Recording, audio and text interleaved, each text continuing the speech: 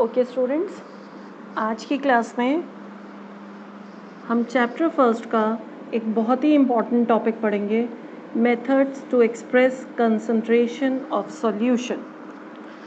First of all, solution क्या होता है? A solution contains solute and solvent. ठीक है, solute and solvent.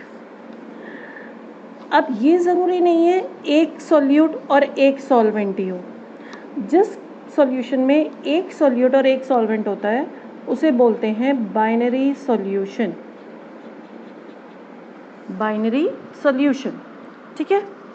Suppose 2 solute है प्लस 1 सॉल्वेंट है, then it will be known as ternary solution. Okay, so like this nature of solution change होगा जितने solute और सॉल्वेंट है उसके according.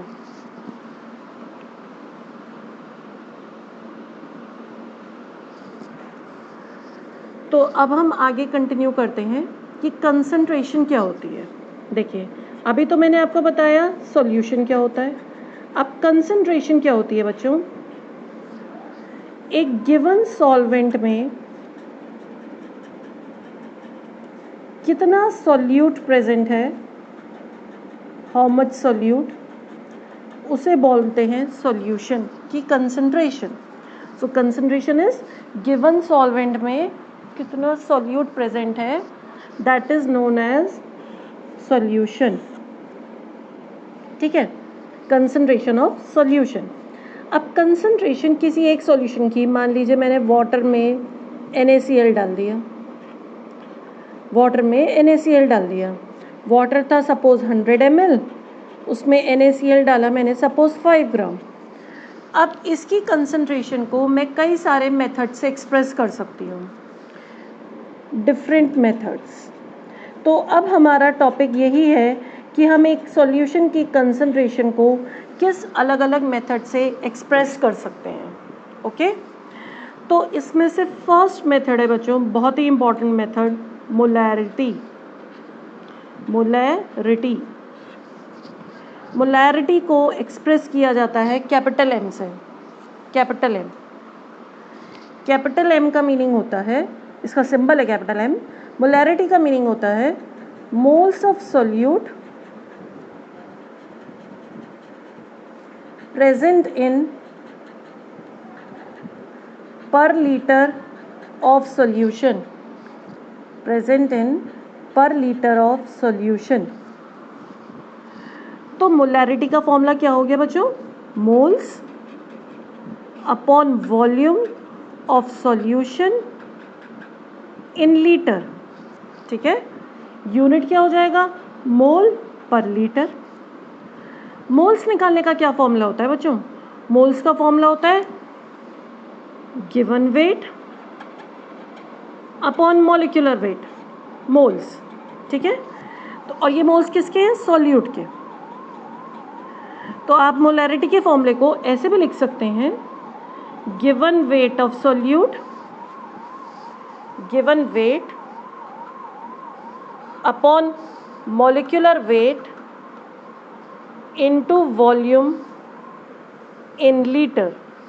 ठीक है, तो आप इस तरीके से भी लिख सकते हैं formula of molarity, given weight of solute upon molecular weight into volume in litre. So this is molarity, first method. ठीक है, अब हम पढ़ते हैं second method.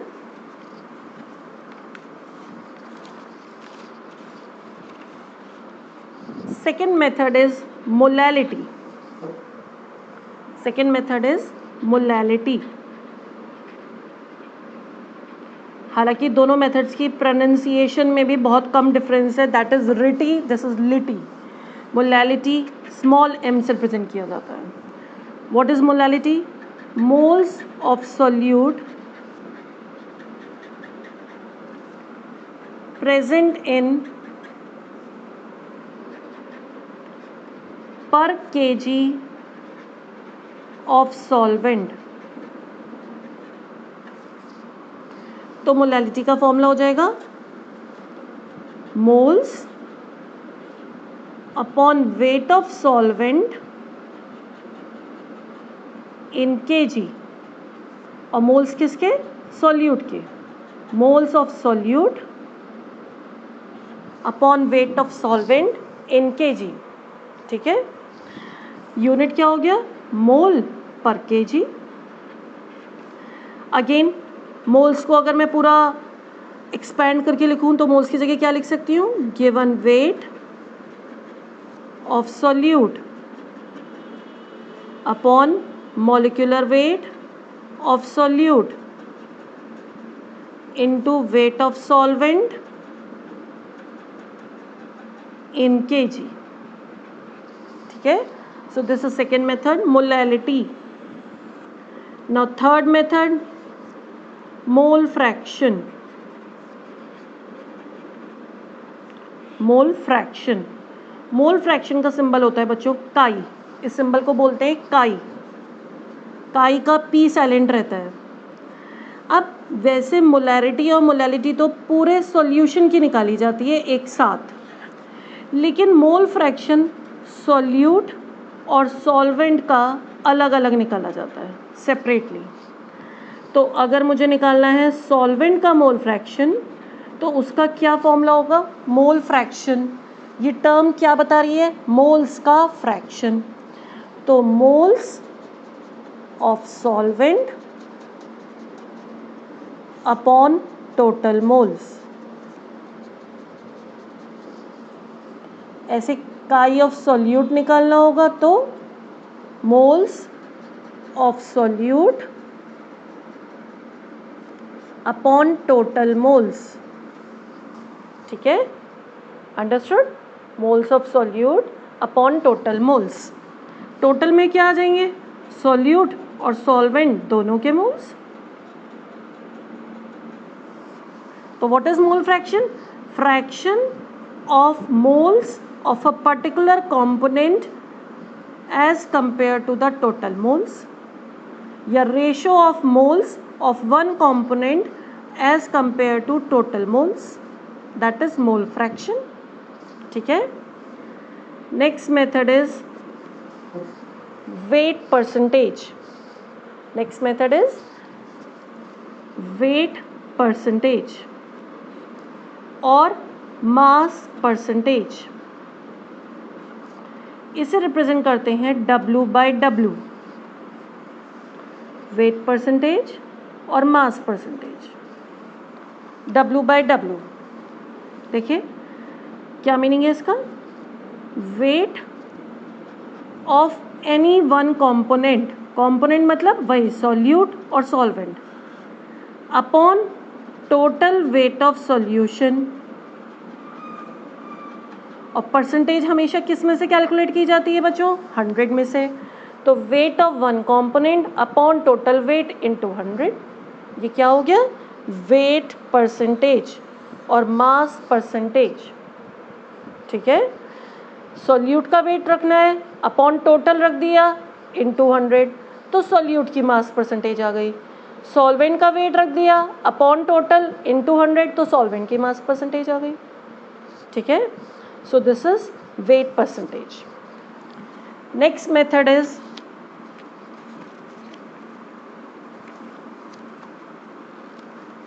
Volume percentage. Now fifth method is volume percentage.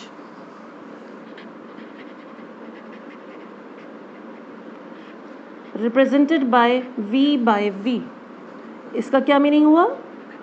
Volume of any one component upon total volume of solution। किसी एक component की कितनी वॉल्यूम है? अपॉन टोटल इनटू 100, इससे आ जाएगा वॉल्यूम परसेंटेज, ठीक है बच्चों। और ये वेट परसेंटेज है या वॉल्यूम परसेंटेज है या फिर मोल फ्रैक्शन है, ये सब यूनिटलेस है, क्योंकि इसमें क्या हो रहा है? रेशो में आ रहा है, ये परसेंटेज का तो कोई यूनिट है ही नहीं, और काई क्या था, रेशो था, तो इसका भी कोई यूनिट नहीं। नेक्स्ट है weight by volume percentage, W by V। इसका क्या फॉर्मूला होगा, weight of a component upon volume of solution into 100, weight of a component upon volume of solution into 100। ठीक है, तो ये हो गया वेट बाय वॉल्यूम परसेंटेज। इसका भी कोई यूनिट नहीं होगा, दिस इज ऑल्सो यूनिटलेस। ठीक है ना। Next method is PPM। ये सब क्या पढ़ रहे हैं बच्चों हम, कंसंट्रेशन एक्सप्रेस करने के मेथड्स, कंसंट्रेशन एक्सप्रेस करने के मेथड्स।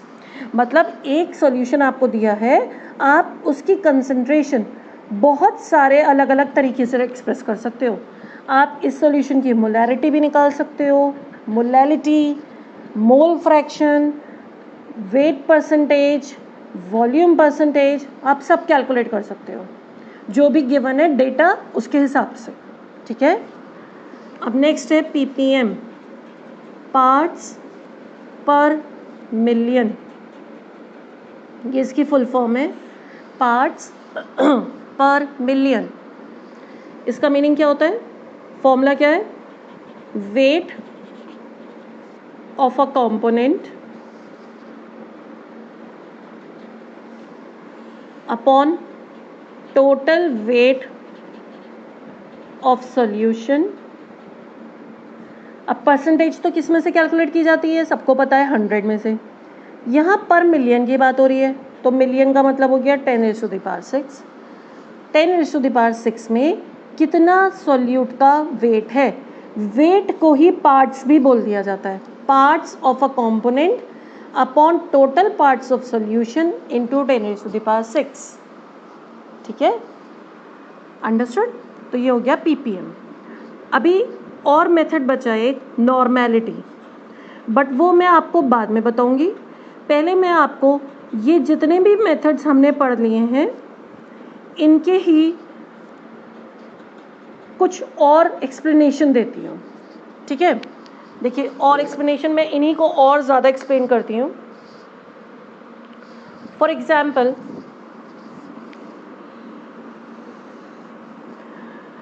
अगर आपको कहीं गिवन है, मान लीजिए 2 मोलर सॉल्यूशन, कैपिटल M लिखा है, यानी कि क्या है, सॉल्यूशन को क्या बोला जाएगा, 2 मोलर। ठीक है, इसका मीनिंग क्या है बच्चों 2 मोलर सॉल्यूशन का, 2 moles of solute are present in 1 litre of solution. ठीक है, अभी मैंने आपको मोलैरिटी पढ़ाया, मोलैरिटी का क्या मतलब होता है, moles in volume of solution. तो 2 आंसर आया होगा, तो यानी कि 2 ही तो मोल्स होंगे, 2 मोल्स 1 लीटर में, तो ये क्या हो गई, molarity, 2 moles in 1 litre of solution. ठीक है, और एग्जाम्पल लेते हैं, देखिए नेक्स्ट एग्जाम्पल है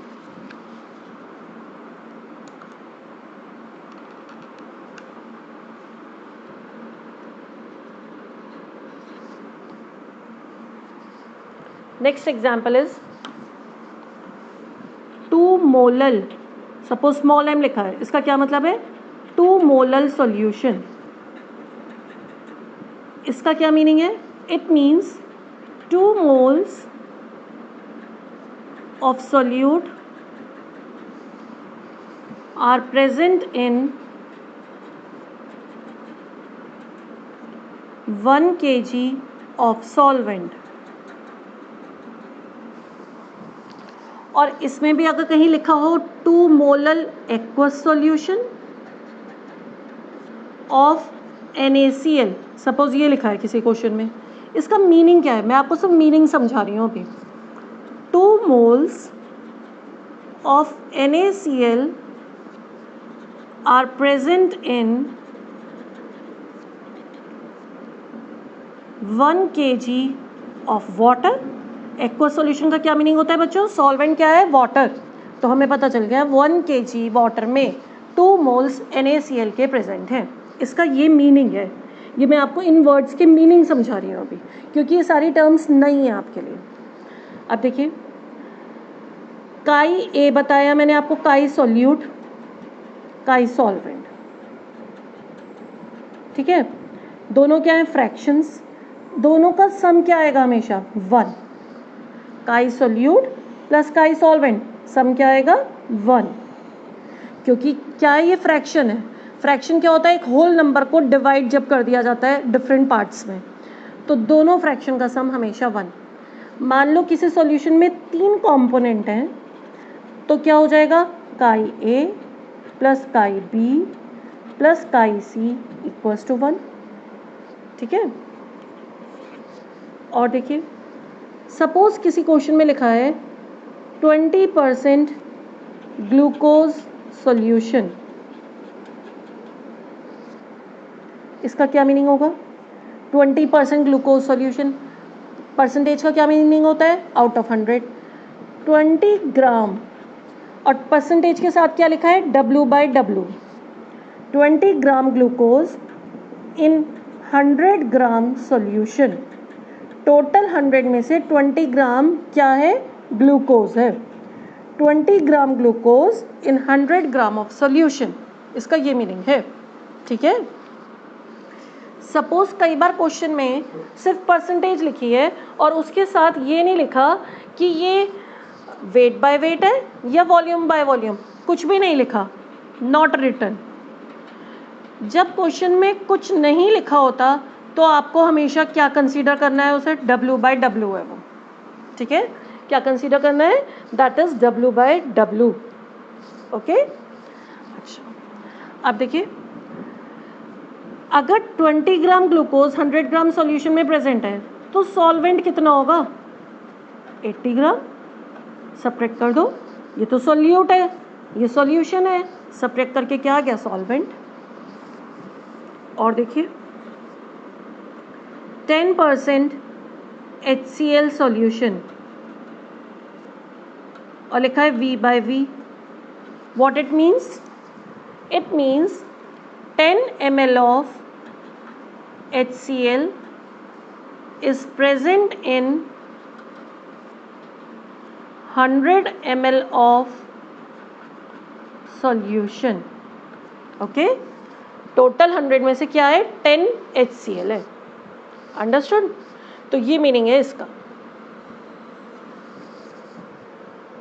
अंडरस्टूड। और देखिए, सपोज लिखा है कहीं पर 10% HCl W/V, इसका क्या मीनिंग होगा बच्चों? 10 ग्राम HCl इन 100 ml सॉल्यूशन। 10 ग्राम, 10% है, वेट बाय वॉल्यूम, तो यानी कि 10 ग्राम इन 100 ml, ठीक है। इतने ग्राम इन इतने ml, अंडरस्टूड। तो ये मीनिंग है इस सब का। अब मैं आपको बहुत सिंपल से क्वेश्चंस बताती हूँ इसी टॉपिक से रिलेटेड, वेट बाय वॉल्यूम से रिलेटेड, इन सारे मेथड से, ठीक है, बहुत सिंपल से।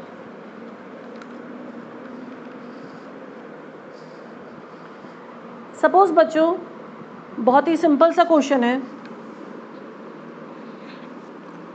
2 ग्राम NaOH is dissolved in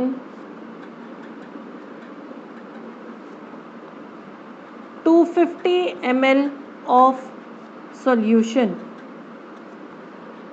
Find molarity। बहुत सिंपल, बेसिक। तो मोलैरिटी कैसे निकलेगी? क्या फॉर्मूला है? ये क्या है यहाँ पर? Solute, weight of solute upon molecular wait. NaOH का मॉलिक्यूलर वेट निकालो 40 into volume of solution in litre.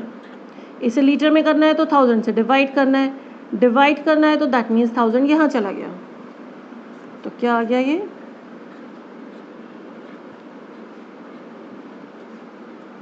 1/5।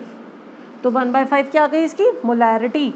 Molarity का यूनिट आप मोल पर लीटर भी लिख सकते हो या आप आंसर में सिंपल कैपिटल M लिख दो, ठीक है। तो ये क्या आ गई मोलैरिटी। और एक बहुत ही बेसिक सा क्वेश्चन, सपोज लिखा है 2 ग्राम H2SO4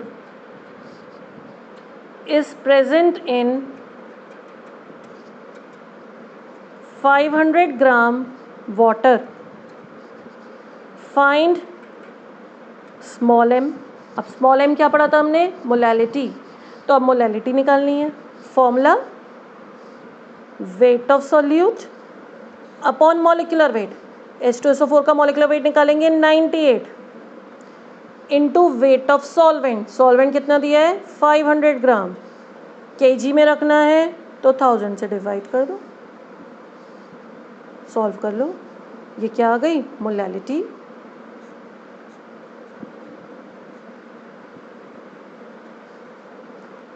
टू बाय 49, इसे डेसिमल में चेंज कर लो, इतनी मोलैलिटी हो गई। ओके, अंडरस्टूड बच्चों। तो ये तो बहुत बेसिक से क्वेश्चंस बताए हैं मैंने, इससे ज़्यादा लेवल के क्वेश्चन आएंगे, इतना बेसिक तो नहीं आएगा। ये तो अभी मैं आपको कुछ न्यूमेरिकल्स कराऊंगी बिल्कुल बेसिक, स्ट्रेट अवे फॉर्मूले में डाला, एक स्टेप में आंसर आ गया। लेकिन इसके बाद हमें कुछ ऐसे भी रिलेशंस पढ़ने हैं, मोलैरिटी दी है उससे मोलैलिटी निकाल दो, या स्मॉल m दिया है कैपिटल M निकाल दो। तो इनडायरेक्ट क्वेश्चंस, ठीक है, वो भी करेंगे अभी आगे प्रैक्टिस। पहले हम सिंपल क्वेश्चंस करेंगे। ओके।